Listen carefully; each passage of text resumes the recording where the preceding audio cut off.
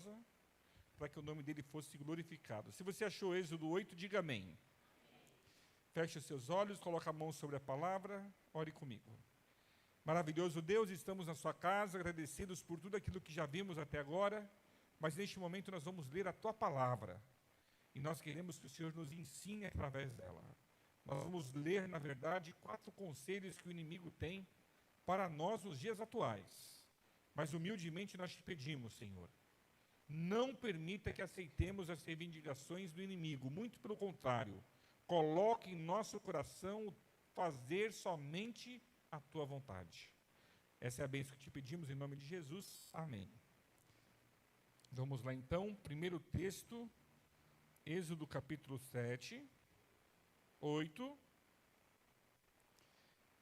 Sabe que homem tem dificuldade de fazer 2 coisas ao mesmo tempo, né? Eu estou conversando com vocês e abrindo o celular para achar as anotações do sermão. Êxodo 8, o primeiro verso é 25.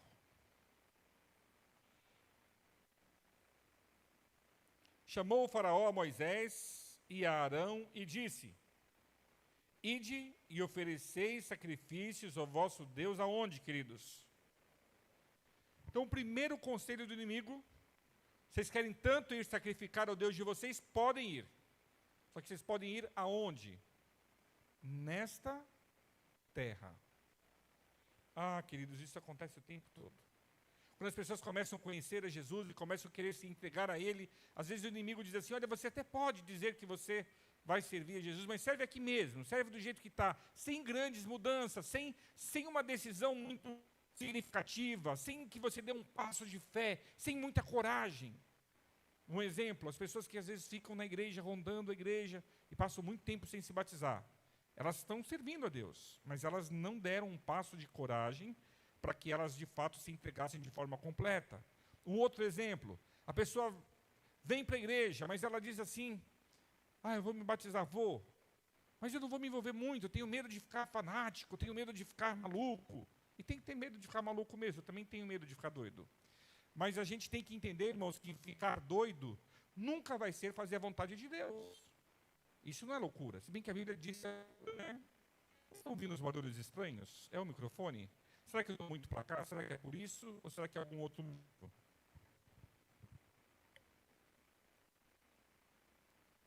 Som. 1, 2, 3, teste. Troquei o microfone. O outro microfone não estava muito cristão. Esse aqui ficou melhor, eu acho. Então, o primeiro conselho do inimigo é: podem ir, mas sacrifiquem aqui mesmo nessa terra. Foi isso que Deus pediu para eles fazerem? Não. Eu quero que você leve o meu povo, porque você vai libertar o meu povo. O meu povo vai deixar de ser escravo. Segundo conselho. Deixa eu ler uma aplicação aqui. Hoje essa proposta poderia ser colocada da seguinte forma, né? O de adorar nessa terra mesmo. Adorem a Deus sem mudança de vida. Adorem, porém permaneçam no Egito, na velha vida que vocês tinham sem Deus. Queridos, Deus não aceitaria um sacrifício na terra da escravidão. Assim como Deus te quer por completo, foi o sermão de sábado, Ele quer que essa entrega seja genuína, verdadeira, por inteiro, sem reservas. E não pode ser na terra da escravidão. Sempre que alguém se entrega a Deus, Deus quer mudar a vida dessa pessoa. Deus quer transformar a vida dessa pessoa. Se não tiver mudança e não tiver transformação, não aconteceu uma verdadeira entrega. Pare e pense por um instante na sua vida. Quanta coisa mudou na sua vida desde que você conheceu Jesus? Só para fazer um teste aqui, quantos nasceram na fé? Quem aqui nasceu na fé? Poucos, bem poucos. Quantos se converteram antes de completar 12 anos de idade? Ok, poucos também. Quantos vieram para a igreja, conheceram a mensagem da palavra de Deus depois que tinha 12 anos de idade? A grande maioria de nós. Depois que tinha 12 anos, acho que quase todo mundo, né? Olha que interessante. Pensa na sua vida. Desde que você aceitou a Jesus, o que mudou na sua vida? Dá para fazer uma lista, né, irmãos? Parei de comer porco. Parei de que mais? De fumar, parei de beber, parei de usar drogas, parei de que mais? Não é nada, não são as minhas coisas, sabe, irmãos? Eu nunca usei droga, que eu vim para a igreja com 10. Mas eu estou falando assim, o que as pessoas normalmente passam. Parei de trair meu esposo, ou parei de trair minha esposa. Uma vez eu conheci um senhor que ele disse assim para mim, né? Chegou no dia do último estudo, eu falei, não posso falar o nome dele, até porque está sendo gravado. Mas ele falou assim para mim, pastor, eu não posso me batizar. Eu, por que não? Aí ele, com muita vergonha, sem jeito, ele falou assim, pastor, eu tenho 2 famílias. Eu falei, como 2 famílias? Ele falou, tenho uma aqui em São Paulo e tenho uma em Minas. Eu falei, uma família sabe da outra? Ele falou, nem imagina. Eu falei, você tem filhos aonde? Nas 2 famílias. E eu, quantos filhos? Numa era 3 e na outra era 4. Aí eu falei para ele assim, você deve ser muito rico para poder sustentar tudo isso de filho e 2 mulheres. Na época eu era solteiro, era um moleque ainda, mas eu pensei, esse tem que ganhar muito dinheiro, porque custa caro, né? Aí ele ficou pensando. Na semana seguinte ele veio para fazer mais um estudo. Ele falou, pastor, decidi, vou batizar. Já contei a história para vocês? Acho que não. Aí eu falei assim para ele, irmão, e o que você vai fazer com as 2 famílias? Já fiz, pastor. O que você fez? Eu pensei, deixou uma, ficou com a outra. Eu sabia que ele era casado de verdade com a de São Paulo, casado no cartório. E a outra ele só se juntou quando viajava para lá. Sabe o que ele fez, irmãos? Ele contou a verdade para as 2 e ficou sem nenhuma das 2. Pediu perdão para todo mundo e disse assim, fiquem tranquilos que eu vou ser homem de continuar ajudando financeiramente as 2 famílias. Mas agora o meu coração é de Jesus e eu não posso continuar sendo o mesmo homem. Não é tremendo isso? Qual o nome? Me arrepia. Qual o nome disso, irmãos? Poder de Deus. Poder de Deus. Eu estudei a Bíblia com um outro homem. Uma outra história. Essa é lá do século passado. Quando chegou nos últimos estudos, fiz o apelo para ele se batizar. Ele falou assim, pastor, eu cometo um crime. Será que eu posso ser batizado? Falei, qual crime? Eu vendo drogas. Eu falei, você é traficante? Ele nem tinha cara de traficante. Eu falei, mas você é traficante? Ele, pastor, essa palavra é muito feia, mas eu não gosto de dizer que eu sou traficante, não. Eu falei assim para ele, que droga que você vende? Aí ele falou, eu vendo anabolizantes. São aqueles remédios que se aplicam no cavalo para as pessoas ficarem musculosas. Ele era dono de uma academia de musculação. Aí eu falei assim para ele, o que você acha? A melhor coisa é a gente não falar para ninguém fazer nada, que a pessoa depois faz e se arrepende. O que você acha? E ele disse assim para mim, eu acho que Deus não quer que eu continue vivendo assim. Falei, vamos batizar? Ele falou assim, não posso, estou fazendo coisa errada. Na semana seguinte eu voltei lá para dar o próximo estudo. Sabe o que ele disse? Pastor, manda encher o tanque. Chegou a hora do meu batismo. Como não consigo ficar quieto, eu perguntei, e as drogas lá, os remédios de cavalo? Já avisei todo mundo que eu não vendo mais. Tremendo, irmãos, tremendo. Quando você conhece o Senhor Jesus, você muda. Eu visitando as famílias, percebo que elas contam histórias também de coisas que elas faziam e não fazem mais. Tem uma série de coisas, não tem? Vocês que se converteram depois dos 12 anos, que vocês faziam e não fazem mais? Glória a Deus por isso. Quando existe uma mudança de vida, precisa haver uma transformação de vida. Próximo texto, 8:28. A segunda coisa que o inimigo quer te dizer nessa noite. Foi Faraó que disse para Moisés, e isso é o que o inimigo quer para nós hoje. Então disse Faraó, deixar-vos-ei ir, para que ofereçais sacrifícios ao Senhor vosso Deus no deserto. Somente que saindo, não vades muito longe, e orai também por mim. Irmãos, até pedir oração, né? Às vezes o inimigo diz exatamente isso para a gente. Eu deixo vocês se entregarem a esse tal Jesus, eu deixo vocês irem para a igreja, mas cuidado, não vão muito longe, não leve esse negócio de religião muito a sério. Que mal faz você viver uma vida mais ou menos? Gente, e a vida mais ou menos é a vida que a maioria de nós vive. A vida, mais ou menos, é a vida que o mundo está vivendo. Vocês não, que vocês são os crentes da quarta-feira, são os melhores da igreja, né? Vocês sabem disso, né? Quem vem na igreja na quarta-feira são os melhores membros da igreja. Ó, vocês até receberam, falaram amém, viu? Isso é muita fé, é isso mesmo. São os melhores da igreja. Os que vêm só no sábado, na segunda hora, são os mais fraquinhos. Estão quase morrendo já. Estão tudo na UTI. Os que vêm no sábado e participam da escola sabatina já tem um pouco mais de substância.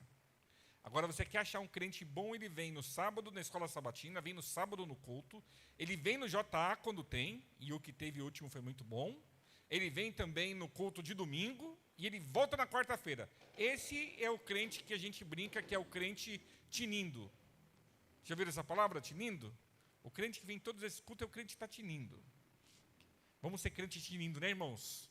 Vamos ser crentes eletrificados. Não houve esse conselho do inimigo dizendo assim, pode ir, mas não vai muito longe. Não vai nesse negócio de se entregar demais. Não vai nesse negócio de fazer tudo certinho. Você vai virar um chato, você vai virar uma pessoa desagradável. O risco, às vezes, é a gente fazer aquilo que não foi pedido, né? Esse é um risco também. Que aí é loucura, irmãos. É loucura. Aí minha religião... Uma vez eu encontrei um adventista que acreditava que não podia rir. Era verdade. Ele achava que era pecado rir. Eu falei para ele assim, onde você achou isso, irmão? Não pode, pastor. Eu acho que... Ele disse assim para mim, acho que foi o irmão White que falou que a gente tem que ser sério. Eu, misericórdia, saiu dessa igreja se for assim mesmo. Tem gente assim, gente que acha que não pode rir, que não pode, a vida não pode ser divertida, que a vida não pode ser agradável. Eu conheci um grupo aí, nem foi uma pessoa, aí foi um grupo. Gente, várias. E eles ainda existem. São os adventistas, meio tortos, mas são também. Eles acham que não pode raspar as pernas das mulheres. Aí ficam tudo com as pernas cabeludas, parecendo uma orangotanga. E ela diz assim, Deus me livre de tirar um pelo. Onde você achou isso, irmã? Diz a Bíblia que você leu para eu poder ler também e falar para a minha japonesa deixar as pernas cabeludas. Não tem texto nenhum, irmãos, é coisa da cabeça deles. Aí a saia desse mesmo grupo é uma saia que dá um palmo certinho do chão.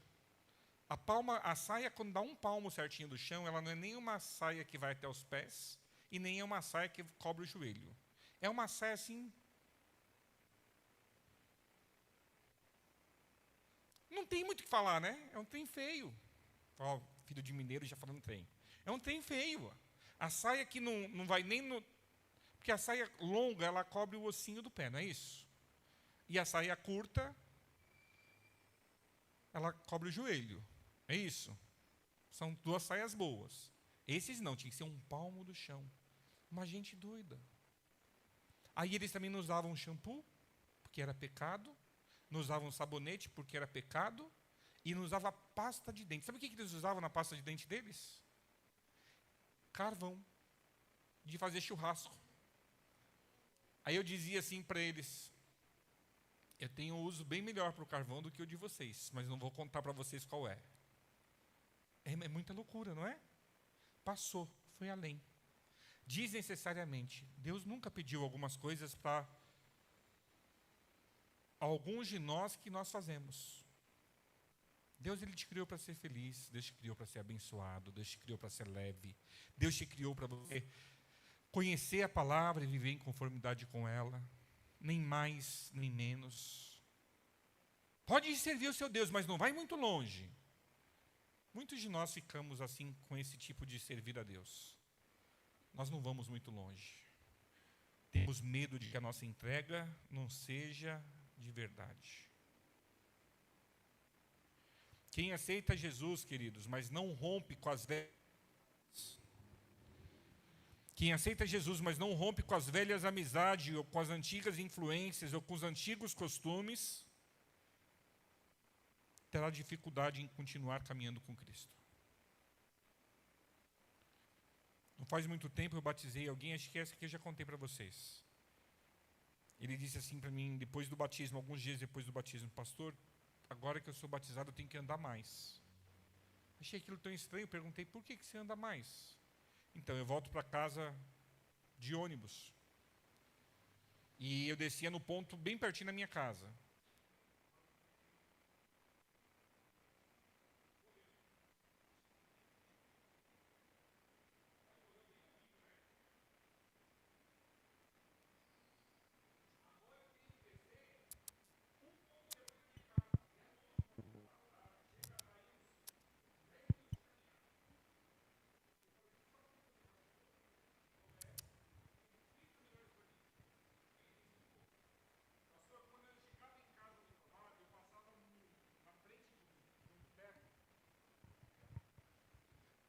Está ouvindo? Pastor, quando eu voltava do trabalho para casa, eu passava na frente de um boteco onde eu entrava. E quando eu estava dentro do boteco, eu sempre tomava uma cerveja, sempre bebia alguma coisa. Leva esse que esse morreu. Exames da família. Sempre bebia alguma coisa e agora eu não posso mais ir lá, pastor. Eu falei, por que não? Ele falou, se eu passar lá e os meus amigos de copo estiverem bebendo, pastor, eu vou beber também. Aí eu falei assim para ele, você tem certeza disso? Ele falou, eu tenho. Por isso eu prefiro descer no outro ponto e vir andando, porque eu não quero beber. Irmãos, não é tremendo isso? Ele não somente conhecia a fraqueza dele, como ele disse, eu não quero beber mais, eu não quero colocar bebida alcoólica na minha boca. Se eu entreguei meu coração para Jesus, eu quero que seja uma entrega por completo. Passou pouco tempo e ele voltou a me procurar. Pastor, estou descendo de novo no mesmo ponto que eu descia antes. Falei, que bom, você ia ficar um crente magro, andando tanto. E ele falou assim, sabe por quê, pastor? Eu falei, não, por quê? Não tenho mais vontade de beber. Eu entro no boteco, pastor, eu sento com os meus amigos enquanto eles estão bebendo a cerveja deles. E eu não tenho desejo. Ele disse assim, Deus fez um milagre na minha vida, tirou de mim a vontade de fazer aquilo que eu sabia que eu não devia fazer. É uma transformação por completo. Próximo texto, Êxodo 10, versículos de 8 a 11.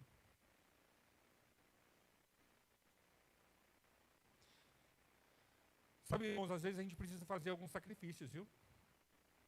Não fique na sua zona de conforto. Quando eu conheci a minha esposa, uma amiga trouxe ela para fazer estudo bíblico, e assim que eu a conheci, ela disse assim, prazer, eu vim também estudar a Bíblia, mas eu não quero nenhum envolvimento. Quando ela disse isso, o Espírito Santo me impressionou e me fez pensar assim, ela vai ser a primeira desse grupo, era um grupo de japoneses, ela vai ser a primeira que vai tomar a decisão dela ao lado de Jesus. Eu tive certeza disso. Porque quando a pessoa vem assim com tanta resistência, normalmente ela é a primeira que toma a decisão. E Deus foi muito bom com ela. Por quê? Porque ele arrumou um emprego para ela, ela morava em São Paulo, arrumou um emprego para ela lá em Cuiabá. Ela deixou todos os amigos, deixou todos os familiares, ela mudou de mundo. Ela foi para longe. E quando chegou lá, não tinha nenhum amigo, chegou no primeiro sábado, o que ela fez? Vou para a igreja. E chegou na igreja, fez um monte de amigos. Amigos que ensinaram ela a ser cristã. Tremendo isso, né? E ela foi batizada aonde? Lá em Cuiabá. Às vezes a gente tem que sair do círculo que a gente vive, sabe, irmãos? Eu sei que isso é contraproducente, né? Porque quem que você vai converter se você se afasta dos não convertidos? Mas às vezes aqueles velhos convertidos que te levavam a práticas que não eram as melhores, você tem que se afastar. Ainda hoje alguém me disse, quando eu troquei os meus amigos, eu parei de fazer as coisas erradas que eles faziam. Então, a gente tem que trocar os amigos. Os velhos deitados, eles dizem, né? Diga-me com quem tu andas, que eu te direi quem você é. A minha maior preocupação com 2 filhos adolescentes em casa, é ficar assim, de olho grande para saber com quem eles andam. Porque se eles andarem com gente boa, eles vão ser gente boa. Se eles andarem com picaretas, eles vão ser picaretas. Se tem adolescente no vídeo, que tem alguns, preste atenção com quem vocês estão andando. Em todos os lugares. Escolham pessoas mais cristãs do que vocês. Porque se você tem aquela amiga lá que é cauda de foguete, você vai se queimar. Se você tem aquele colega lá que só faz coisa errada, você vai fazer com ele também. Terceiro conselho errado do inimigo. Êxodo 10, de 8 a 11. Então Moisés e Arão foram conduzidos à presença de Faraó, e este lhes disse: Ide servir ao Senhor vosso Deus. Porém, quais são os que hão de ir? Respondeu-lhe Moisés: havemos de ir com os nossos jovens, com os nossos velhos, com os nossos filhos, com as nossas filhas, e com os nossos rebanhos, e com os nossos gados. Havemos de ir porque temos de celebrar festa ao Senhor. Replicou-lhes Faraó: seja o Senhor convosco, caso eu os deixe ir, e as crianças... Som tá ruim? Tá ruim, né?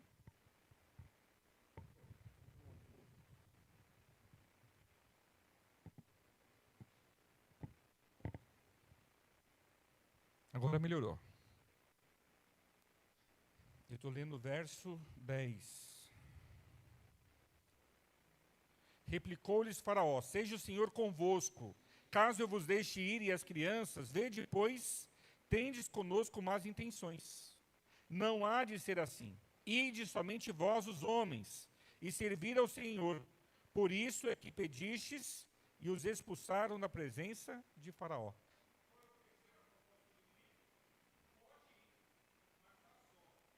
Não leve consigo a sua família.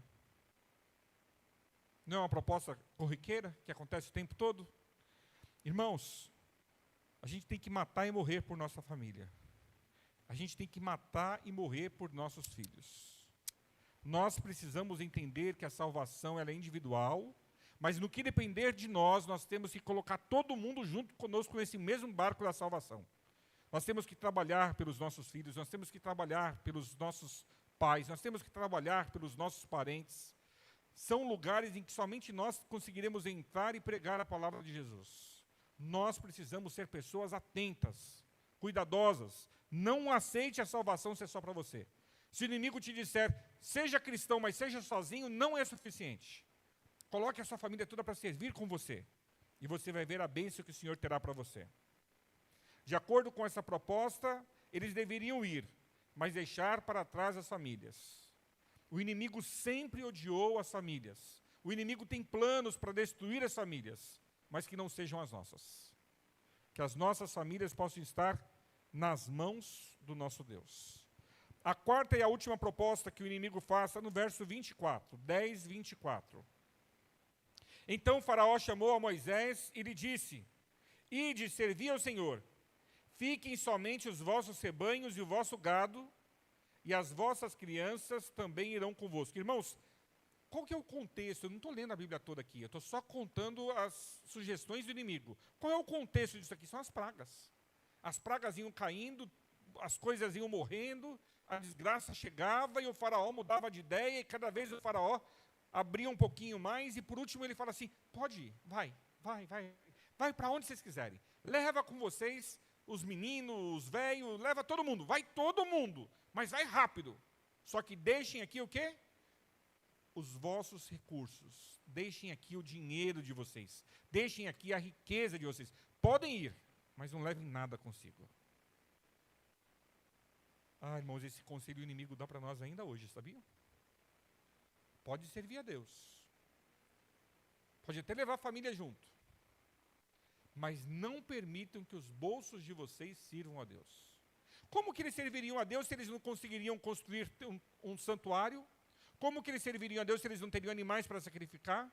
Como que eles serviriam a Deus se eles não teriam condições de criar um ambiente propício para o culto? Alguns de nós pensamos que é assim. Olha, eu até vou para a igreja, mas meu dinheiro não.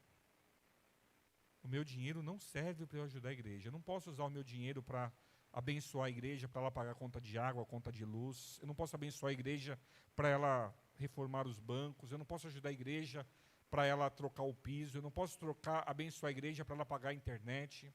Eu não posso abençoar a igreja para ela reformar a cozinha. Meu dízimo? Não vou também devolver o meu dízimo, não. Deixa esse assunto para outra hora. Vamos cuidar aqui só do coração. Meu coração, Senhor Jesus, eu te entrego, mas somente o coração. Queridos, o inimigo ele tem planos para que a gente não entregue e não possa ter conosco no momento de adoração os nossos recursos. Porque se os recursos não estiverem a serviço do reino, o que vai bancar o reino? O que vai bancar a causa de Deus? São os nossos recursos. Ah, mas eu não vou usar meu dinheiro para dar para a igreja. Tem muita gente mal intencionada por aí, tem pastores que roubam a igreja, tem pessoas da igreja que roubam a própria igreja também. Eu não confio nisso, não vou fazer. Eu entendo e não vou desmerecer a sua fala. Infelizmente, existe muita... Acho que a palavra é pilantragem. Existe muita pilantragem neste mundo.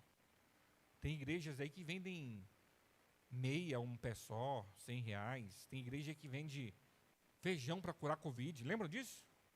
Tem igreja que vende vassoura ungida para varrer casa e abençoar a casa.